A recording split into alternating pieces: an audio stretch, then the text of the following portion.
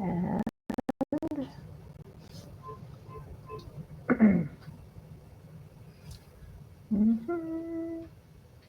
go live. There we go. I think we are ready to go. There we go. Louisa, welcome to the Bewitched Debrief. I'm so happy to have you here. Thank you. Thank you for having me. And wow, what a series it has been. I've been listening to all the episodes, waiting for them to drop on a Thursday. I know. It's like my favorite day of the week at this point. For those of you who are joining us, welcome. Whether you're watching us live, say hello in the comments, and this is an opportunity for you guys to ask any questions of Louisa or me. And you'll notice that Elise is not joining us today. She has a family event today, so she and I will be back here tomorrow, same time, to do a debrief about whatever she and I are going to talk about. It's a little bit like Live with Regis and Kelly or something like that at this point. I don't know who Regis is, though, in that situation. Going with the flow. Anyway, I'm so glad to have you here. So I wanted to just hang on just a second. Let me get over here. And I've got some questions for you that I wanted to be able to ask you, because this, the point of the debrief is everybody at this point has had a chance to listen to your episode. And if you haven't yet, I highly recommend that you go and do that. And for those of us who were in it with you as we were recording it and then listening to it and so on, there are just some follow-up questions that I thought would be cool for you to have an opportunity to address and for us to just have a conversation about everything. How are you doing since your podcast episode was released? What's been going on your end? I've been good, thank you. I've had a number of people reach out and share their experiences with me, and what has really struck me, I think, is how, from what people have shared, it's been so healing to hear all these stories, and for people to have felt, people have said they felt really seen in hearing a story that echoes their experience, where previously they may not have shared it with anyone because it was in that mentoring relationship. And of course they might be with family members that, aren't entrepreneurs, aren't in these spaces where you may be hiring a mentor to elevate your business, to elevate your consciousness, whatever the reasons are that we will be choosing to invest in a mentor. And so I think it has really opened up people being able to recognize that they weren't wrong, where they felt the shame, the trauma, or the impact of their experience. The series has been very, very healing. And so I'm so grateful to you and Elise for leading these interview series, because I know it's taken up a huge amount of time physically, mentally, energetically, all the things. So just a huge thank you from myself, and I know everyone will be echoing that as well, all the listeners, because I think it is so healing for people's stories to have been heard. So I've been so grateful to have been able to contribute as well to the unpacking of all of this, because it has been, and I'm good, but I'm like, there's still so much with hearing and new things coming in. I'm just like, what the hell?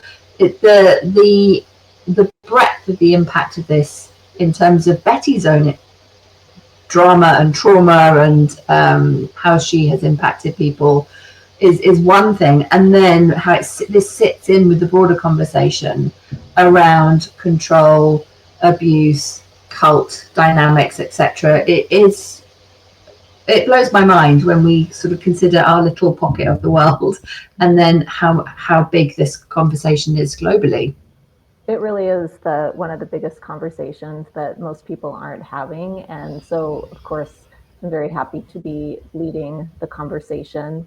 And I've said to Elise a bunch of times, I couldn't imagine doing it with anybody else besides her, because, she's my ride or die sometimes when it comes to this. But you have also been somebody who is my ride or die when it comes to the stability and the understanding and the longevity with the experience that you had with Betty, but also just somebody who I trust immensely as I months ago now was coming out of this. So I want to say thank you as well to you for being part of that. And I also wanted to add something that I'm aware of, that it's not just about Betty, right? Everybody has a Betty. in their lives. And that's the thing that I've heard over and over again from the women who I work with in tech and healthcare. Like, they can relate, even though it's not necessarily in the spiritual context. It's just as being, sort of affected by somebody else's personality and somebody else's narcissism, somebody else's agenda, in a way that, as healers, as good people, as agreeable people, we just tend to, try to make do and get along with everybody and so on. And so I think, to your point about the broader conversation, it's an important one that we're having right now. So with that said, I have a couple of questions for you, because one of the things that you said during the interview that really stayed with me is how your perception of Betty was that she was the most intuitive person you'd ever met, and it sort of began to shape your entire experience. Did you want to talk a little bit more about how that initial reverence influenced maybe your discernment or your the way that you were moving through that experience? As you shared, reminded me of me saying that, what came to mind was, I feel like that was a moment where I handed over my power, or part of my power, and gave it to her, because I put her on a pedestal, if that makes sense, because I'm thinking, ultimately, that thought is, you're more intuitive than me, if that makes sense. And I think that then shapes how we are receiving things, because we've changed the dynamics and handed over an aspect of our consciousness to the other person, rather than being really in that discernment of, that's a red flag over there, I'm in my power fully, and therefore that red flag is a deal breaker for me, or one more red flag and I'm out type thing. Right. And it really has. And I think one of the things that, as I reflect on, as I listen to the other conversations and my own experience, is where there's like a continuum, isn't it, of how much power we give away. So we can think we're fully in our power, but we've given away 5%. And then over time, we can creep up in how much power we're giving away to that person. So it's not like we've fully gone, oh, here's all my power, and I'm going to do whatever you say type thing. But it's that slow burn, I think, that's what happened over time, was that you just didn't realize that you were incrementally giving your power away, if that makes sense. Yes, it does. It reminds me actually of, we do a lot of things just as humans in the name of safety. We give away, well, remember before 9/11, we could just walk through the airport without a thought. And then, after 9/11, then it became, you have to do all of these other things in order to be safe. We give away our, some of just micro freedoms even, that create the condition ultimately for higher control from external and lower internal volition and locus of control as well. So yeah, I think that's a really good point. It's like, if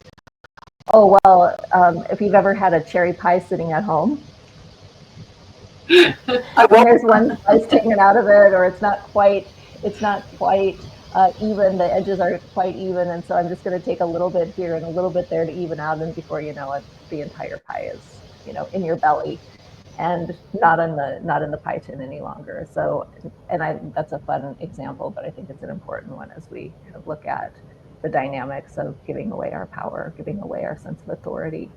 And a follow-up question to that, Louisa, because you're an entrepreneur too. I know, as you were saying, looking at her as more intuitive than you, I think that I wondered what you had to think about how she promoted or marketed herself as a 7-figure, 8-figure entrepreneur, and having that goal for your own business, perhaps, how that might have influenced how you looked at her intuition. That's such a good question.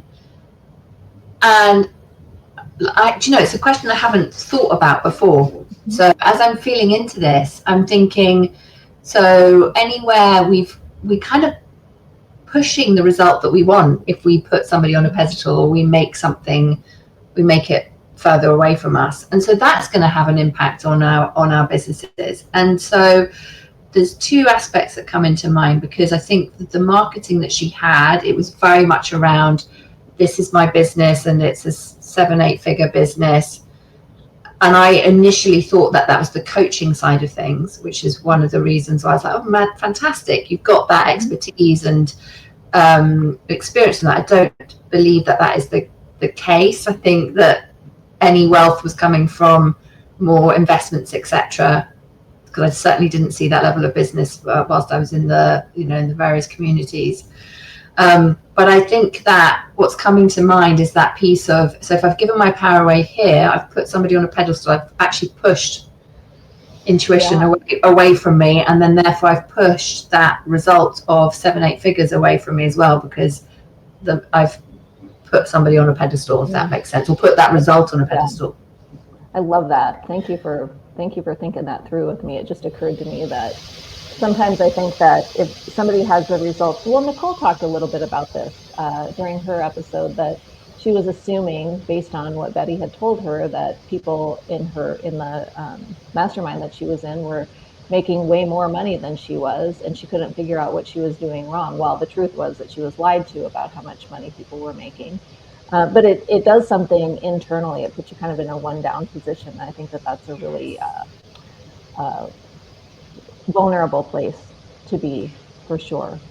I agree, and it's something that consciously we're not going to have really thought that we've done that. I think this is the thing, isn't it? It's what's going on in the subconscious, and anywhere that we've had experiences that the energetics can link onto, and therefore we then make that subconscious link, even if our conscious mind would be like, why have I made that link? It's not relevant at all. It doesn't matter. It's what the subconscious has then linked up. And then new beliefs are forming off the back of that then create more of whatever reality. I love Nicole's episode, by the way. It was full of so much exposure and insights. Yes, that was a really great episode. And, you know, all of them have been, of course, and yours actually brought some light to something that I don't think we had talked about before you came on, which was that you mentioned recognizing a shift around 2020, and that, of course, several of us experienced that same thing too. So as you look back at that, what do you think the shift really was? Do you think it was energetic? Do you think it was behavioral? Do you think it was psychospiritual? Like, what do you think the kind of the core of that shift was, from kind of a typical spiritual coach into sort of a, well, I don't even know what to call her. I was like, what are you going to say?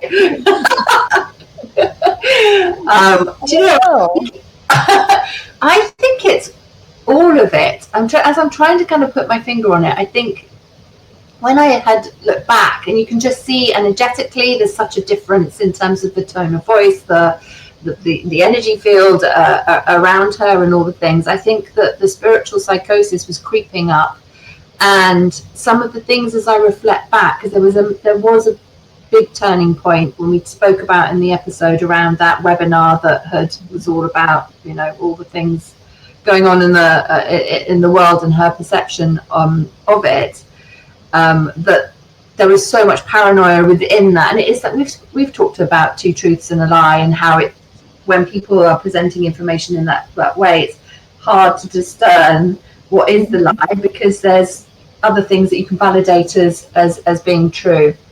And I think for me, what I look back on is the psychosis creeping in, that I didn't see at that time, in the sense of what felt like it was intuitive with the conversations that we would hear of, in terms of her either ending a relationship with a client or a team member, that in isolation you might hear bits of that story, but then when you put it all together, you're like, oh my word, constant firing of clients and team members, and actually that being much bigger than we had initially thought of. And as I look back, I feel into that feeling like that paranoia playing out in those dynamics, which is something that I wouldn't have thought about at that time early on, for sure. And the other aspect, as I look back on, you know, our conversations and what's coming through in relation to the other episodes and what people have brought coming forward, and the Akashic record readings I've done for people clearing and healing, when they've come to me and shared about what's been going on in their relationship with her, and they've, you know, shared it in confidence, etc. But the pattern there is seeing entities coming in, and you know, dark energy coming in and interfering in their businesses and their personal lives. And I feel that more of that dark stuff was coming through after 2020. For sure, for sure. I think so too. I think that we'll never know, of course, all the details, maybe ever. But I do know that somebody said it recently. There was some kind of activation and some kind of a very, very different way of walking through the world starting in 2020 with her. And, you know, the unfortunate thing is that so many of us had already had so much trust built in her, right? You and we have a couple of other leaders in our field coming in the next few weeks who are going to be sharing their stories as well. So, you know, really it's like when you have the trust built up in somebody already and then they start, you know, saying things that are different from what you've heard before, whatever. And, you know, think back to 2020, there was so much uncertainty in the world and everyone was just trying to sort through what was going on. And I think that that general tenor of fear, of uncertainty, of I don't know what's going to happen next. The world is changing. How do we do this? How do we navigate it? Nobody knew. Nobody knew. Nobody knew. And we were all isolated more than we normally were because, you know, we were all locked down. Well, I know. So it's we were in the UK. It was like the perfect storm for the light leadership community to, you know, sort of be more vulnerable than we probably would have been otherwise to leadership, and really looking at like how can I be the best leader and who can I go shoulder to shoulder with throughout this. And when you've already got trust built up with somebody, it's sort of a natural sort of place to lean into, a supposedly safe place to lean into, but as we know, yes, it maybe not so much. Not so much. And it's that piece of where some things feel safe and some things don't feel safe. And when you're in that isolated container, being able to really honor your boundaries in relation to what feels safe and to put up a stop sign if something's not feeling safe. I love that. So the other thing I loved about your episode is you said you wanted to find a way to leave elegantly. So what advice do you have for us, and those of us who know when it's time to go but are afraid of the backlash or losing community or being misunderstood? What would you say to them? Oh, that I would say use that question because it served me very well. So raise your frequency however you raise your frequency, and then live in the energy of the question of how can I leave in an elegant and graceful way, and don't try and answer it with your head, and just allow spirit, source, universe, God to come up with the solution, because it was a jaw-dropping solution. As I was like, well, I would have never have thought that no, not in a million years. And so I think that is a great way to co-create with the universe, to be able to get the right outcome for you that's aligned to your higher self, and to just take a moment to reflect that we want to make sure that people are safe in whatever that they're leaving, because I know from my background in domestic abuse and sexual abuse, when I was working in social services and helping people with a number of abusive relationships over the years, leaving is actually very dangerous. And so I do just want to speak to that in case someone is in a toxic abusive relationship where they're living with that person, and it's not just in that space where, because we had that physical distance, didn't we?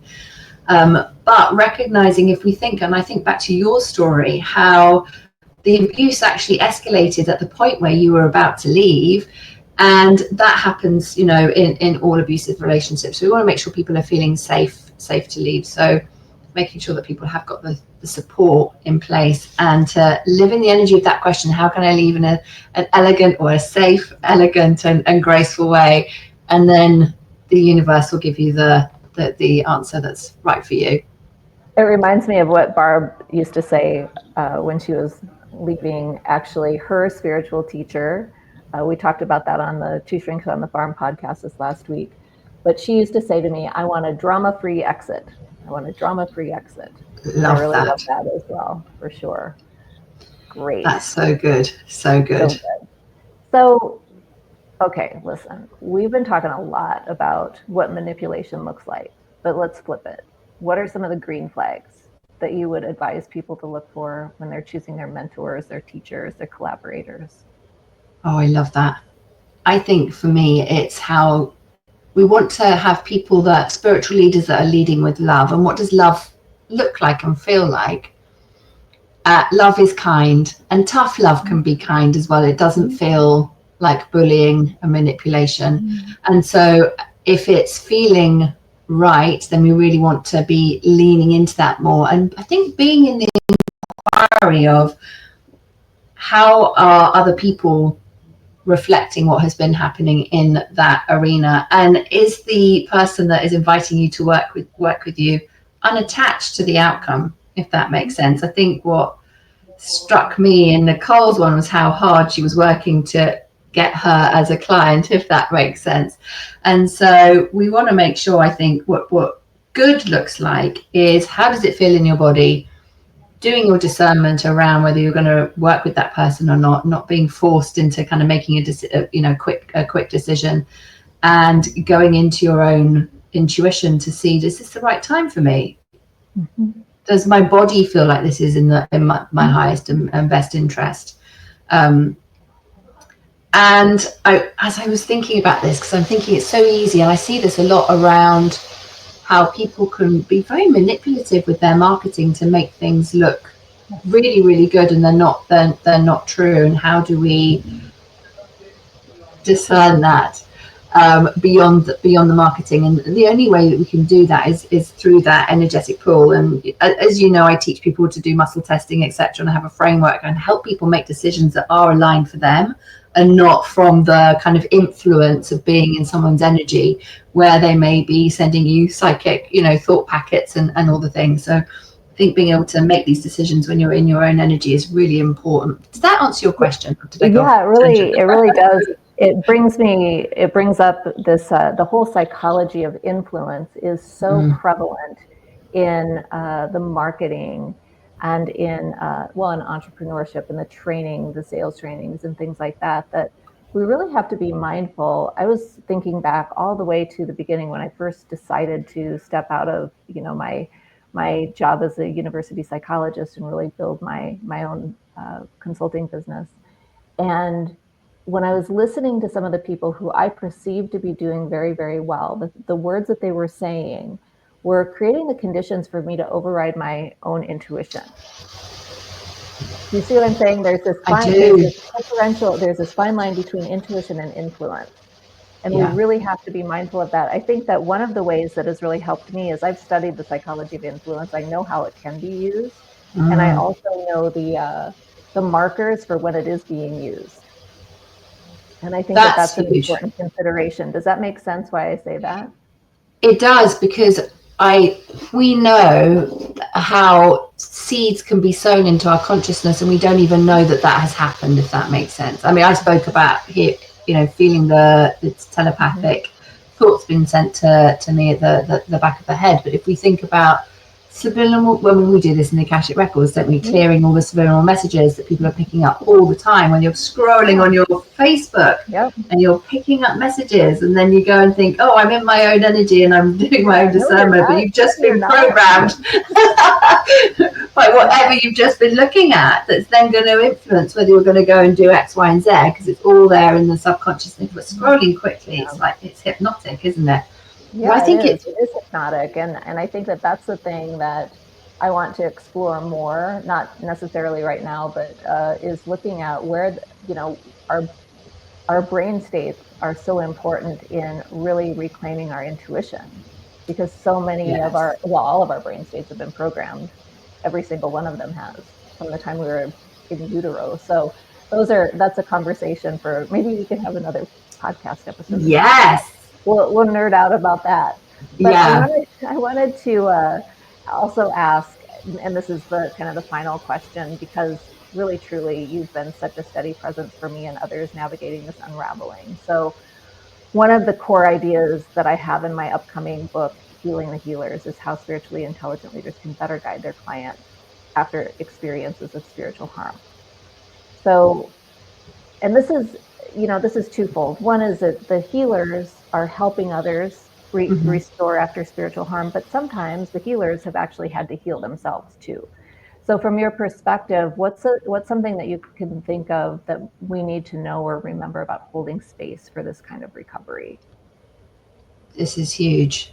It is. Because we are the future of this work, and we need to lead with integrity, transparency, and ensuring that our staff isn't infiltrating into the session that we're leading for a client. I was teaching Akashic Records at the weekend actually, and that was one of the things that it's like, if your stuff is coming up, you need to be able to know exactly what's yours, so you're not projecting it onto your client, parking it, making a little note so that you can really stay in that energy, and really ensuring that we're constantly, I mean, from my perspective, working in the records, we're surrendering and asking for the guidance to come through, and not trying to kind of put our ego onto it, our filtration onto it.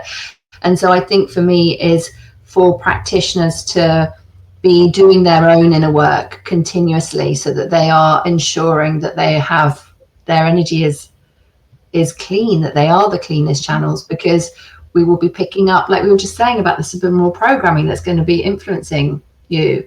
And so often people can fall into that pattern. So see, whoever's listening, seeing if this resonates for you. Are you falling into the pattern because you're doing energy work or spiritual work all the time for other people, that you're forgetting to do it for yourself? And then therefore, where were you once the clearest channel because you were doing it, but you're not doing it now moving forward? Yeah, I often hear people say, I've done so much work, I don't need to do any more, or whatever it might be. And it's like, no, exactly. In my face, I'm like, oh, well, yeah.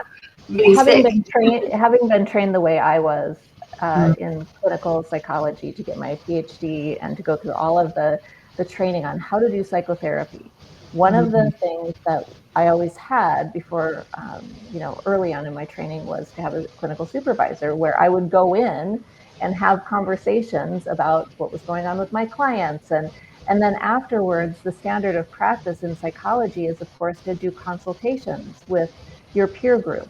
So it's not just, yes, inner work is important, but it is also to have even a small group of trusted colleagues that you can bounce things off of, because we can't see what we can't see. Exactly. And so I may, from my perspective, not be, having any influence, but you might come in and say, oh, well, there's this thing. Have you thought about this over here? Maybe it's not something I'd ever thought about. So I do think the future of our field is really, not all of psychology is broken. No, not at all. And so I think one of the things, and I know you and I do this with a small group of our colleagues, to have that kind of place that we can go to bounce off ideas and to ask questions and to get perspective other than our own on, the work that we're doing with our clients. Yeah, I think that's so key. Certainly within our certification group, I encourage the mentors to come and be part of those conversations and to share case studies and what's going on, so that they can have that group supervision. And I know some of the bodies actually that do accreditation, like the Association of Coaching, they offer that so that people aren't out there working on their own, and that they've got a space where they can come and have that supervision. It's so important. Otherwise you're out there, you can't see your blind spots, because that's why they're there, blind spots. So with that then, any final thoughts before we sign off for today?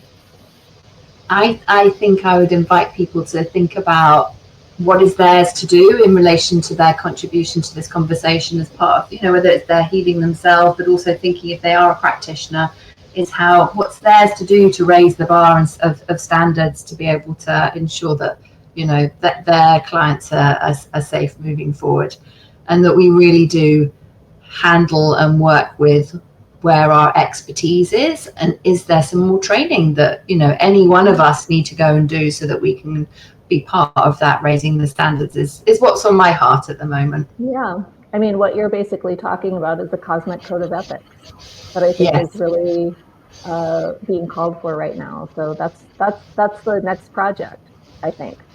So Louisa, thank you so much for joining us, and for everyone listening and watching. If today's conversation stirred something in you, just trust that. And if you're a spiritually intelligent leader who wants to learn how to guide your clients with even more integrity and clarity after spiritual harm, my new ebook, Healing Healers, is coming for you.